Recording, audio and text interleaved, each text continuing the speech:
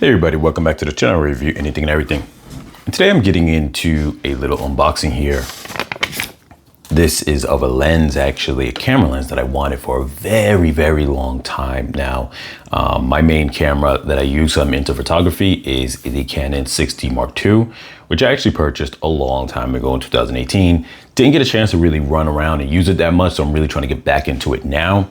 Not that long ago, about last year, I purchased a new lens for it, a wide angle lens. And I wasn't able to get into it because once my kids were born, I just didn't have the time to really dive into the photography the way I wanted to, like I used to be.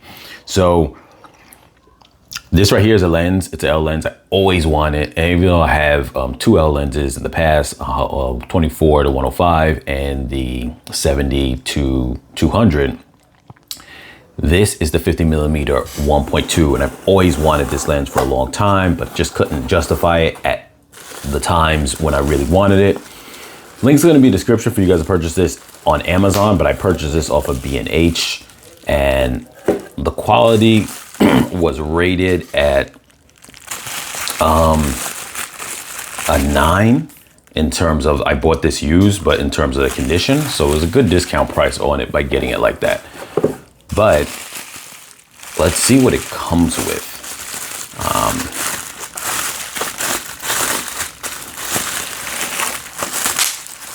Yeah, I've always wanted this lens because that aperture, and for the 1.2 and for portraits, this is just something I always wanted. And I love that 50mm range on a full frame. My main lens on when I had a crop body was my 28 1.8, which I still have. But yeah, so here they have this on it used. I don't know why they put that sticker on there and not on the box. But let's see that it comes with everything. It should come with the hood as well. And they're putting used on everything. I guess when they have it in their inventory, that's how they do it.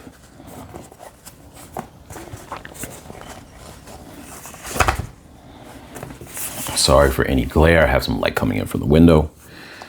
So here we go.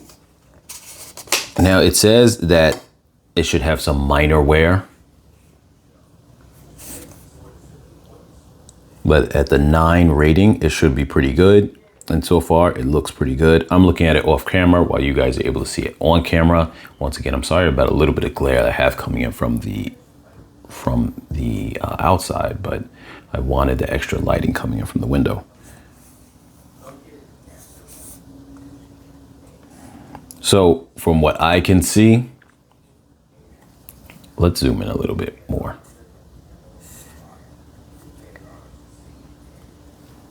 So far, okay, look at that.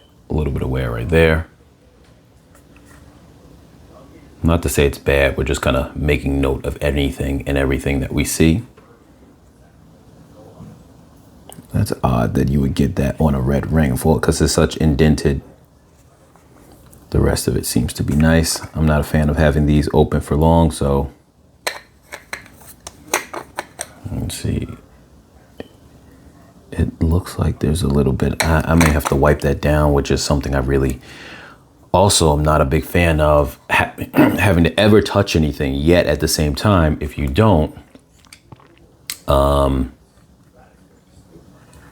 sometimes if it has some dust on it, that's the only way you're gonna get rid of it. So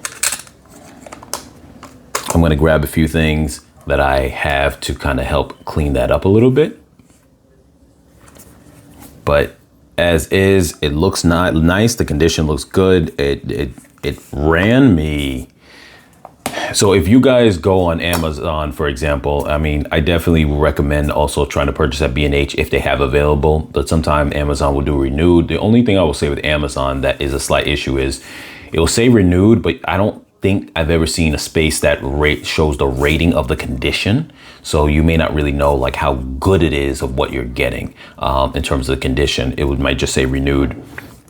But with B&H, you know, they rate their equipment, so at least you know what you're getting as far as the rating goes. With that being said, you can check this out. Like I said, I'm gonna have the link on Amazon if B&H doesn't have any available, because keep in mind, B&H is really based on how many people are returning their thing or whatever the case is, or bring it in to sell to B&H. If they happen to have no one who's bringing in a good condition one at a time, well, then there is nothing available. And I personally would say, regardless of the price differences, I would not take a lens that is below their 9 rating, which is supposed to be minor wear, and that's it. Which this one, like I said, looks fine to me. It's pretty much in mint condition, other than that little nick that I showed you on the side of the red ring. And yeah, so as far as if you guys are looking on Amazon, I think it might be a little varied, but the great thing with Amazon is they have a great return policy. So if you purchase it and right away you see that it's not in the condition that you feel is favorable, you could always return it. But I would say definitely the prices on Amazon very comparable to the prices I've seen on B&H, which is roughly for this in the 9 condition was like 900, and it was actually $862, but on Amazon, I've seen some renewed ones for $900 and maybe about $50. But keep in mind that might also be coming with the box and certain additional papers. Well, this is not coming with any of that stuff, which I prefer to always have that stuff. I get it's not a big deal once you start using it, but I do like the whole presentation and everything that comes with that. But obviously that should not be the main basis of it. You want to make sure that your lens is just in good condition. But I say that also just to simply say that if you find a decent price on Amazon, don't be afraid to purchase it. And yeah, especially if like I said, you get it, you receive it, and it looks like it's in good condition. Now, I want to also address the fact that obviously the EF line is kind of a dying line at this point. They don't really produce any more new ones of it. But because I never had a chance to really reuse my camera the way I wanted to, like I said, because my kids were born, I didn't have a chance to really dive into it.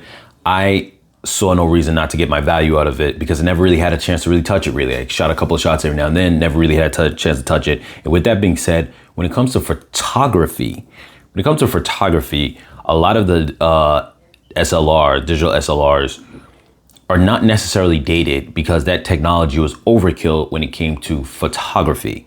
Now, granted, some of them might feel dated in terms of videography, but if your primary thing is photography, then the EF lenses and you having an EF or a digital SLR body, in this case, I'm using Canon, whatever the case is, obviously we're speaking on Canon, but having a EF mounted body, there's nothing wrong with that because you're doing photography. You could still do it for video work as well, but obviously if someone wants to go to the next level in terms of being, what's current, I get that, but the equivalent of this lens going to the RF line, the 50 millimeter 1.2 is, and I know it's supposed to be a sharper lens. This is supposed to have more character, people say, but that lens is, I think this one brand new is like 1,500, 1,300 when it's on sale.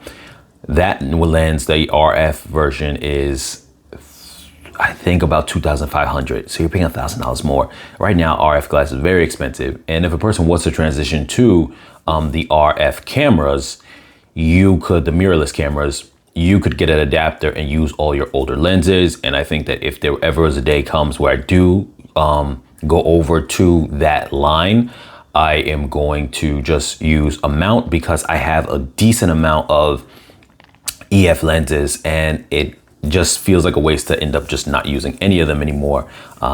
So that would be that. And I think too that if I ever went over to mirrorless, it probably would be just for video purposes and probably be more dedicated video or cinematography body rather than for photography, because then as far as photography goes, I would just kind of keep my lenses, my regular EF mount lenses, and I'll just stick with my Canon 6D Mark II. But anyway, you guys, as always, like, share, comment, subscribe, and I'll catch you guys in the next video.